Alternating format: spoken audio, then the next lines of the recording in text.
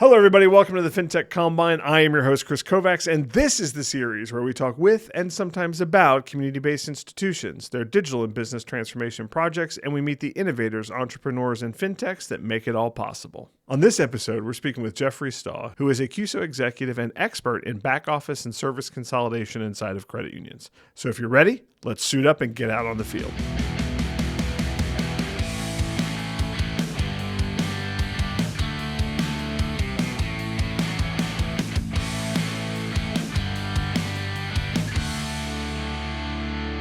Jeffrey, I am so excited to have you join us today. Thank you very much for taking some time and joining us. Yeah, thanks for having me. I said I would be back, and now this is the time back. I think one difference to me is that I think last time I was not wearing glasses, so you know that this is the one after the earlier one because I'm a little bit older, a little bit blinder. But I'm super happy to be with you today talking about fintechs and CUSOs and optimization, wonderful stuff. Yeah. So as background for everybody, I was involved recently in a project with MDC that was looking at how credit unions in the future might be able to control costs through back office consolidation, right? And as part of that, we went out and had conversations with lots of folks who did it and realized that to really dig into it and have a discussion about the values of this, I needed to speak to somebody who was an expert in it, right? Somebody who had lived it, somebody who had really, who knew all of where all the good parts are and where all the bad parts are. So that's why I immediately thought of, you know what? I'm going to get Jeffrey back on the pod. Thank you, Jeffrey, for joining us. Let me start out by saying, there is a lot of talk in the credit union industry at times about service consolidation, around back office consolidation. What gets a credit union thinking about back office consolidation, right? What do they see in their tea leaves that says, you know what, maybe this is something I should consider? Yeah, this is a great question. So I talk to a lot of credit unions who are considering this journey on back office consolidation. A lot of times we think about it as, hey, I'm going to form a CUSO to do this. It doesn't have to be a CUSO, but I think that in the vernacular, that's what people say. I'm going to form a CUSO to be whatever. I think what goes through people's heads are a couple things. Number one, economics. Can I get the same level of service or a better level of service for the same amount of money or less money, right? It's a pure financial play. Like times are tight. How can I save money? Second thing is level of service. Can I, for the same amount of money, increase my level of service, provide better experiences for the members for the same amount of money, or even maybe slightly increase? But can I bend that curve a little bit by using a shared service or consolidation methodology? And then I think the last big one, and this is becoming, I think, a bigger and bigger issue, are on items like security. Security is a great example here. It's becoming such an important piece of your IT infrastructure. It's expensive, and the people are hard to find, and there are not that many of them out there. And I think that there's also this aspect of when you go down the security hole, they're not always being used all the time, right? You have like an incident manager who maybe you're using them for a couple hours a month, but you're paying them big dollars. Well, can I consolidate these operations into a single entity and get the most out of those individuals? So I can upscale the quality of the people that I buy, use them only when I need them. It's kind of the best of the best. So I think those three things are probably what's going through people's minds when they say, yeah, I need to outsource or CUSO this or whatever they're going to say about it. Right. So being driven largely by the economics of their existing operational expense infrastructure, right, or the expense of that infrastructure. It seems very logical, right? What holds them back from moving forward? Because I feel like there's this disconnect between the conversations we're having and the actions that we're ultimately taking. Where do we lose the visibility of that logic and get tied up with other things? Yeah, I think that's another great question. We talk about this ad nauseum, but you look at the execution of the efforts. It's really hard to get from planning to investing to execution. So part of this is the investing piece. These entities cost money to start up, and I think that sometimes people think like, "Hey, I'm just going to consolidate it and all of a sudden it's going to work. Well, no, there's a journey from making that decision of I want to do this to having it actually function and operate and produce good quality results. It just doesn't happen overnight. And then number two, I think this is a lot about strategy and people inside of credit unions. Do you feel like this is a good idea, not a good idea? It depends whose idea it is. And it's not just a CUSO issue. It comes down to how your credit union makes decisions about anything that you're going to do. In credit unions, sometimes it's very hard to get the entire executive team or management team, however you want to call that, on board with a specific way of thinking about something. This is one of those things that requires buy-in. If you're not all bought in, it's not going to work. When you have people inside of your organization who are detractors, those loud voices, they tend to be real splinters in this CUSO operation. So getting buy-in, and I think it's top down and it's bottom up. So your board's got to be on board, your executives have to be on board, your managers have to be on board, and even your lowest level employees, your contact center people, your branch people, they all have to understand how this methodology works, and they have to be on board with it. Or if they're not, you're doomed from the start. Are there best practices that you've seen to help get people on board? I think the best practices here, they're very similar to any best practices you're going to use in a major organizational shift. It's all about communication. And when I talk to credit unions, when I talk to CUSOs, I really stress this concept of why. You have to talk to people about why are we doing this? It's not because you're doing your job poorly. That has got nothing to do with it. It's so you can do the important things, not the unimportant things. We want to take, I think collections is always a great example of what's a great thing to outsource. Who wants to make collections calls, right? I've never met somebody inside of a credit union who says, I get up in the morning and I just can't wait to start dialing people for collections, right? You don't want to do that. So let's take that and let's outsource that to somebody who's professionally doing that in a very established way, who has great metrics on how they're doing it and has done it for years and years and years for multiple institutions. Telling that story in a way that positively impacts people is going to get them on board, rather than saying, hey, everybody come into the room, we're moving all these services out somewhere else. If you don't give them the why, they're going to believe that they did something poorly. They're losing control. The message is just not good. So the why is really the key here. No, that's important. You mentioned this differential between having to make an investment and ultimately the service being up to speed, right? Yep. How long do you think that takes? How long should an investor credit union who is pursuing one of these, what could they reasonably expect from making an investment to start a CUSO or to participate in a CUSO for a back-end service to ultimately it being effective? I think it's going to greatly depend upon what the service is, but let's say in very gross terms here, just so you get a sense of what it takes. I think for your first year of operations, you should be willing to spend 2 years of operations. So put in a year of operations, that cost to get it up and running. And then at the end of that first year, you probably have something that you can cobble together some reasonable return from. So I think it's 2 years to go in, and then year after year after that. But your year after year after that should ultimately be less than what you've paid internally. So your ROI is going to come pretty fast. Yeah, over a 3 to 5 year time horizon, you're saving. Yeah, I think 5 years, it's very reasonable to suggest you're positive on this. Gotcha.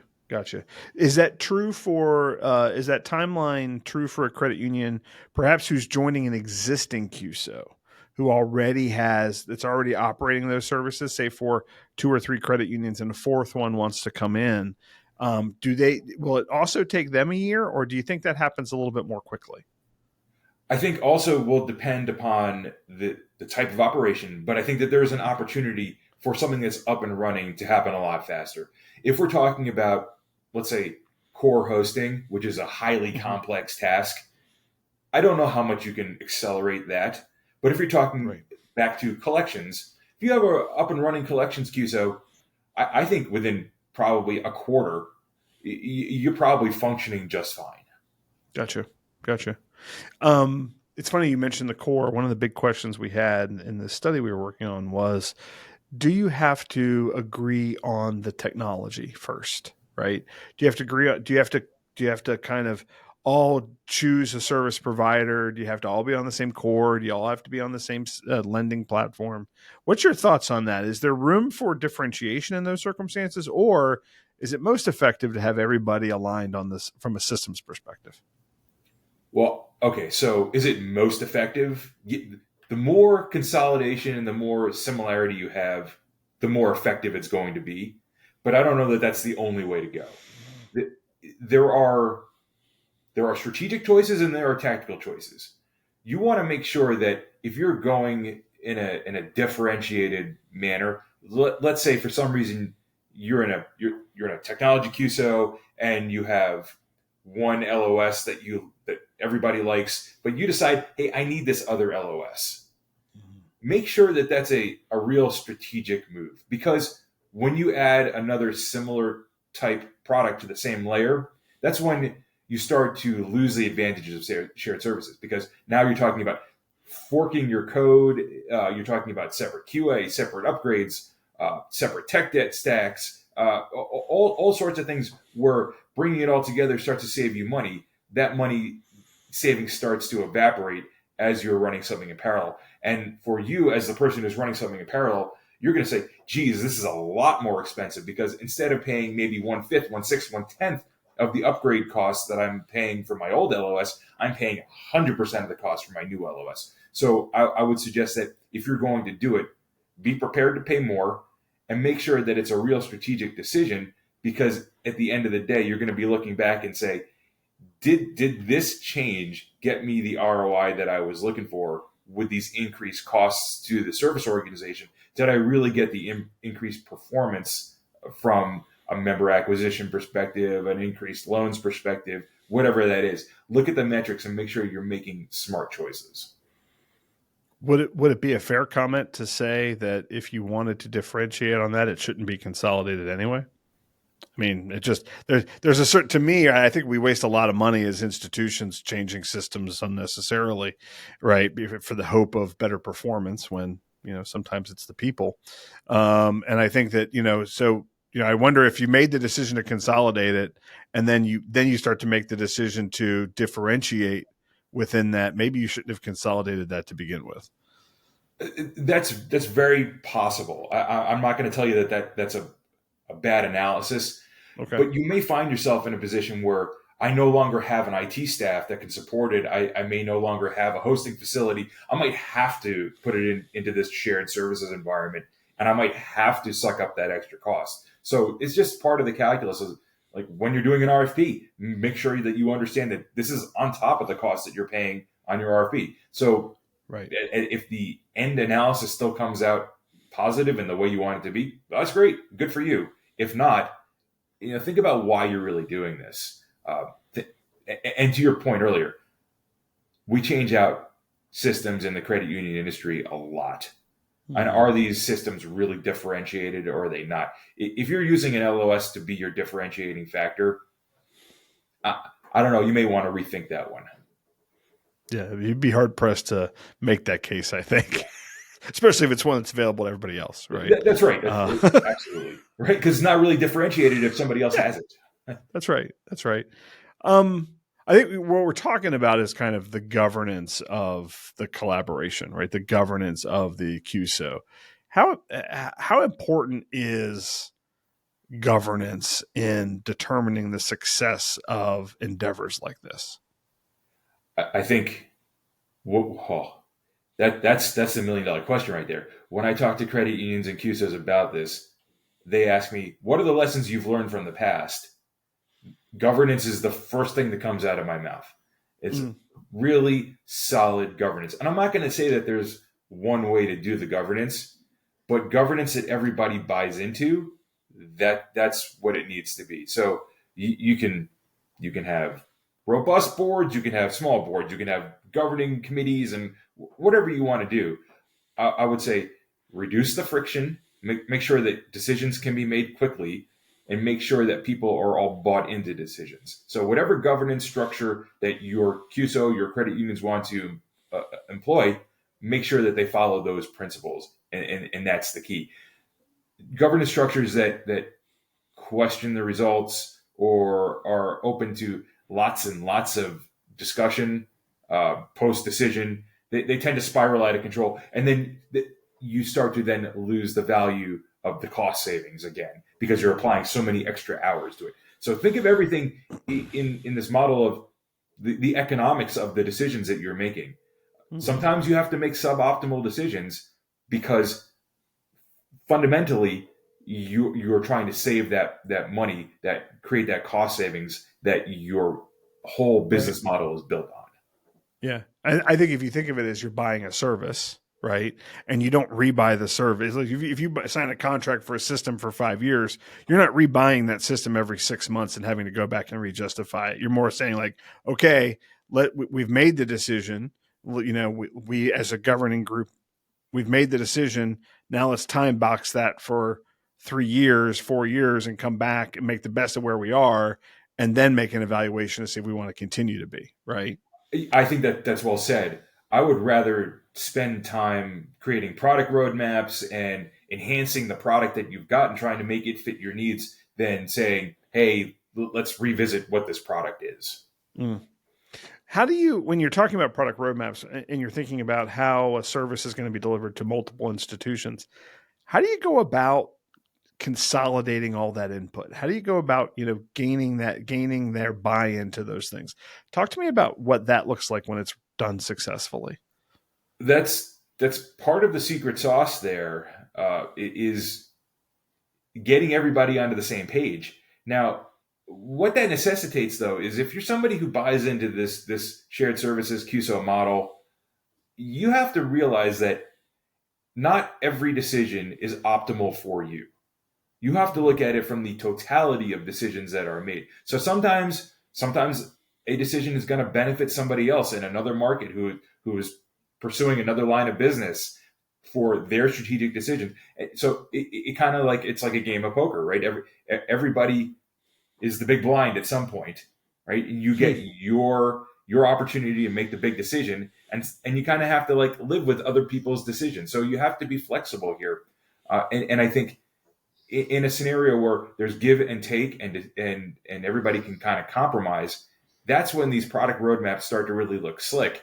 Because in totality, yeah, if there are 10 things on the product roadmap for the next year and 7 of them are really important to me, well, hey, I just won, because if I'm not in this consolidated environment, I probably only get 3. So in totality, I get more, and not every single thing is top priority. But overall, total cost, total output, I'm in a positive situation. Are there points at which, as a group, the credit unions have to consider changing their roadmaps? Like they get into it and maybe there's a context change in the environment, right? That says, hey, we thought this was going to be important. This doesn't do it. How can a governance structure be flexible enough to adjust to a changing market condition? I think that this is the same exact problem that you have in all credit unions.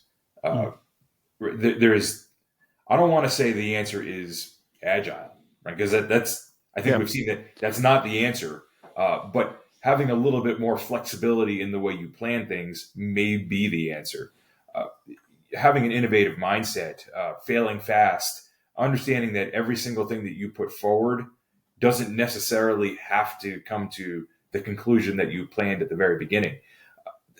I think that's sage advice for credit unions, for fintechs, for CUSOs, for everybody involved. If you only view a success as, I started this project, I completed it on time, on budget, I don't know that you're necessarily getting to the right place at the end of the day all the time. That sounds even if halfway through you found out you needed to do something different, but you didn't because it wasn't part of the project plan.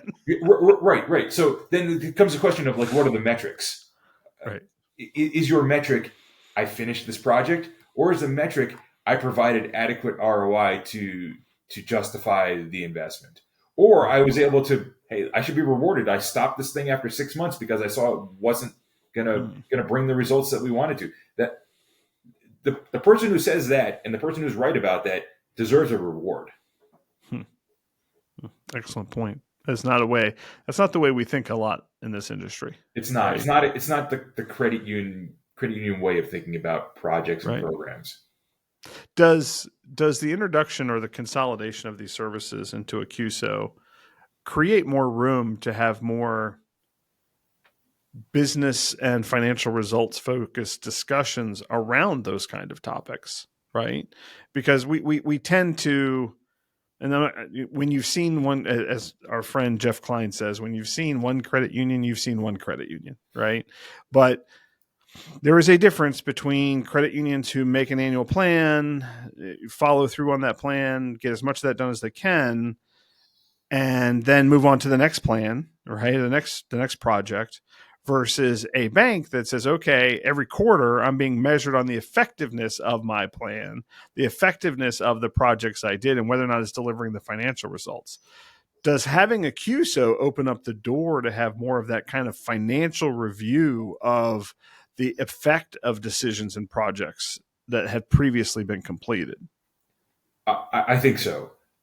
Because the way that I like to think about CUSOs is that they're consistently managed and constantly managed based upon their results. So a good CUSO has a scorecard, a set of metrics that it performs against, and these metrics and scorecard are published on a regular basis. And this is the basis to discuss performance of projects or uptime or delivery or whatever service that you are providing. If it's collections, what is your collections rate? It doesn't matter. But this is the basis for the operators at the CUSO and the owners at the credit union level to decide this is the balance between performance and dollars that we want to have. And we can strategically shift our investment, or we like it, we don't like it, make changes. That's your opportunity to do so. So any CUSO that doesn't have metrics or a scorecard that they are constantly reporting on and that they are proud of and they show off, it's probably not doing justice to their credit union owners. Are there typical type of scorecard metrics that CUSOs can include to demonstrate the effectiveness of the consolidations they're performing? Yes, I think so. And this is highly dependent upon what kind of CUSO it is. But I'll say, like, in my own personal experience, metrics. So if you're talking about a technology CUSO, hosting and ancillary services, you're talking about uptime, you're talking about timeliness of report delivery and process delivery. You're talking about your impact on member experience and employee experience. You're talking about financial adherence to your budget, things like that. All things that are not uncommon to a credit union in general, and all things that are not uncommon to any other financial services organization that you would have out there, or professional services organization that you would hire in the marketplace. So the idea being that these organizations need to be professional. They need to act according to standards that are beyond just the credit union industry. What do you think are the best opportunities for credit unions to consider in back office or service consolidation? So, yeah, I've been thinking a lot about this one. And, we talk a lot about collections. Collections seems like an obvious one. I think payments is also another obvious one. And I think that we've seen in the industry that that's done pretty well. You look at Co-op and PSCU. They've done a great job with cards and ATMs. That's been really good. If I'm thinking about starting a new CUSO today, if I were going to go into that market, I would think heavily about security.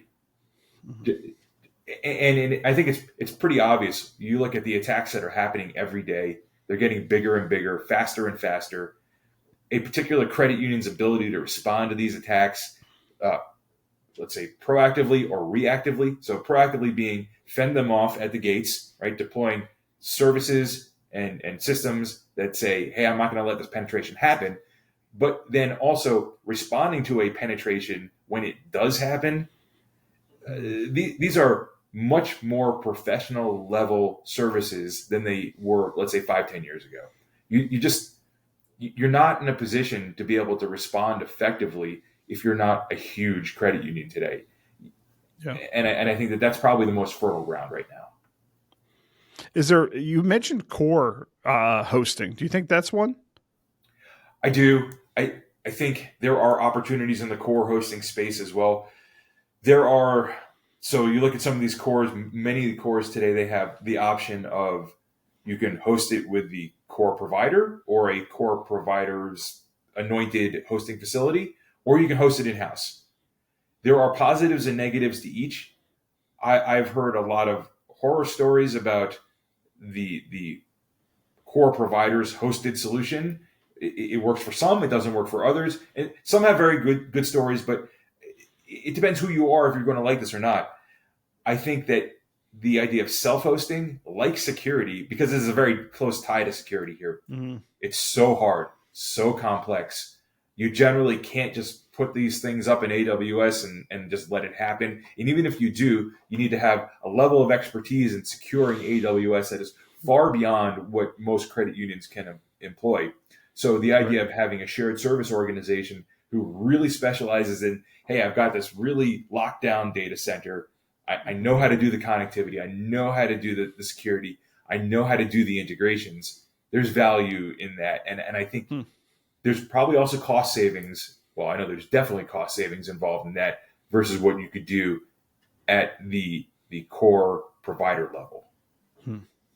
If a credit union were interested in exploring these, what kind of process might you take them through to understand whether this was something that was reasonable for them? I think it first is a conversation with the credit unions to understand what is the basis of what they feel like their needs are. Because there's a perceived need, and then there's a real need. So I would never say do something just for the sake of doing it. Make sure you have a real established need to consolidate something or to get into a group that is consolidated. Let's look at where are your pain points. Do you have a staffing problem? Do you have financial problem? Are there specific actions that are not getting you the results? Like, I know we keep talking about collections here, but are you not collecting enough money on your collections? That type of thing. So looking at the pain points and trying to figure out, are there alternatives out there that you could jump into? And if not, would it be appropriate for you to get others involved to try to create the solution to this problem? So I think that there's a lot of conversation to start out with, and it's going to be very collaborative very quickly. You don't just go this on your own. The whole point here is using others to help you build a better solution. So collaboration then becomes the next step of the game, and it goes just on from there. If I'm a CEO of a credit union, where would I start? I feel like this is sometimes the kind of thing, we would overhear at, the bar during a conference or something else. Hey, what we should do, you know what I mean? But there isn't like a dating service for credit unions who are interested in doing this kind of thing. You know what I mean? Well, and you're right. There isn't. Maybe I'll toot my own horn and say, like, I might be somebody who could help you build something if you are interested in going that direction. But there's not a ton of industry expertise floating around that really understands the nuts and bolts of how a really great CUSO operates. Potentially somebody coming to you and saying, hey, Jeffrey, I am interested in consolidating accounting. I am interested in consolidating marketing. And then as you're having other conversations with people, you could say, who else is interested in consolidating accounting? That's exactly it, right? There are a group of people in the industry who are good at connecting the dots in between these different organizations. And I think we probably all know who they are. And a lot of this is, hey, you're at the bar and you hear somebody saying something and it's like, oh, I heard that person say that. Yesterday I talked to that person who was saying that. Can I connect them together and make this happen in some way? Sometimes it works, sometimes it doesn't work, but I think that there's no formal way to do it. So that is the way it happens in the industry now. Yeah, you wonder if it's one of those things where it's everybody's against the wall in the dance hall, waiting for somebody to ask them to dance, but they all want to go out there and dance. They're just not going to talk to anybody else about it. Yeah, I think so. I think for the most part, if you walked up to your generic credit union executive and said, "Hey, do you think you have some need for some shared service, something?" The answer is probably yes. Yeah. They may not know how to articulate what that need is, but in the back of their head, they're saying, we're really bad at XYZ. I wonder if there's a way that we can work with somebody else to get better at it. And that's what this is. Yeah. Need some kind of shared services summit where it's like, if you're interested in accounting, go to room 2. Yeah, right. If you're interested in collections, go to room 1. Yeah. Yeah. That would be interesting. It'd be interesting to see what comes out of that. But is there an element though where some credit unions hold back because they just believe they're special and they're different? I mean, and how do you just say, listen, if maybe they're just not the right candidate, right, for this kind of thing? There's some who are going to buy in who aren't going to buy in because they have a belief that they are somehow better at collections than other people, right? Do they participate? Maybe they lead if they think they're super good at it. Maybe they lead the CUSO to do it. Yeah, I think that's actually a super idea. Look, there are going to be some who are just, I'm not in. It's not my thing. I'm too big. Yeah. I can handle this on my own. That's fine. But I do like this idea of, if you think you're great, then be the leader. You go and you tell everybody else how it's done, because everybody else wants to learn from you who are so great at this. Right. If we all believe in the credit union way of doing things, that is the credit union way of doing things. It's sharing what you do great to make the whole environment better for everybody. Now, look, there are obviously some situations where that's competitive, but I think those are few and far between. Yeah. I love this idea of, hey, I'm big, I know what I'm doing, or even I'm small, but I know what I'm doing and I'm doing it very well. You take in everybody else, and you help them, and there are going to be other opportunities for the opposite to happen. You're not good at something, and somebody else can lead you. And to me, that's what the credit union movement is all about. Yeah, yeah.